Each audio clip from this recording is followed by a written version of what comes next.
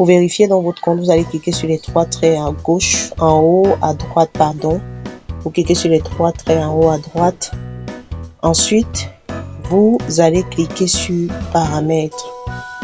Alors, quand vous cliquez sur paramètres, il y a profil et à vérification. Bon, profil va vous donner la possibilité de revoir les informations que vous avez renseignées lors de la création de votre compte. Mais surtout, vous devez cliquer sur vérification afin de pouvoir lancer la procédure de vérification. Je précise que la vérification de l'identité du compte est la deuxième condition incontournable. Si vous avez juste créé votre compte en utilisant l'email et que vous n'avez pas vérifié ce compte-là, vous devez savoir une chose, c'est que lorsque vous avez créé votre compte, ça ne suffit pas. Vous devez impérativement lancer la vérification de votre compte. Voilà, en utilisant l'une des pièces qui vont demander à l'étape suivante. Alors, lorsque vous êtes dans ici, vous allez cliquer sur continuer tout simplement.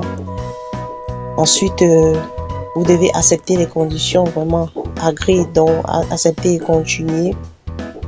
Et vous allez arriver à cette étape. Si on vous dit première étape, vous devez renseigner les informations d'identité.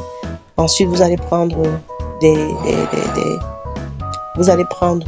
photos, voilà. Et puis la troisième étape, vous allez répondre à une série de quelques questions qui vous seront posées. Vous allez cliquer sur Start Verification. Alors, après avoir donc cliqué sur Start Verification, on va donc vous demander de choisir l'une des pièces. Déjà, votre pays pourra se positionner de façon systématique en fonction de l'IP de votre appareil. Mais si ce n'est pas le cas, vous devez toujours dérouler et choisir votre pays. Le pays ici, c'est le pays sur lequel votre pièce porte. Voilà. Donc, si vous avez un passeport français et que vous êtes camerounais, voilà, vous serez obligé d'utiliser France. Parce que la pièce d'identité que vous allez utiliser, ou la pièce que vous allez utiliser pour la vérification est une pièce française. Donc, c'est très important à ce niveau. Alors, vous allez donc choisir entre le permis de conduire, la carte nationale d'identité, le permis de résidence ou le passeport. Alors, lorsque vous sélectionnez dans l'une des pièces, vous allez cliquer simplement sur continuer. Alors, moi, je ne vais pas continuer, je vais juste vous expliquer la procédure, que vous comprenez exactement comment ça se passe. Lorsque vous allez cliquer sur continuer, on va vous inviter à filmer le premier côté de votre pièce, d'accord? Et il faut dire que ce n'est pas vous qui filmez. Ce n'est non plus vous ne téléchargez pas votre pièce, non. Vous devez déposer votre pièce sur un cadre, voilà. Quand vous êtes ici, bon, on va cliquer sur continuer, même si on ne va pas aller jusqu'à la fin. On demande d'activer la caméra. Oui, on va activer la caméra tout simplement. On va dire, bon, cette fois-ci, vous devez activer la caméra. Et après l'activation de la caméra, vous voyez le petit cadran en rouge. Votre pièce d'identité doit être sur ce cadre, pas ailleurs.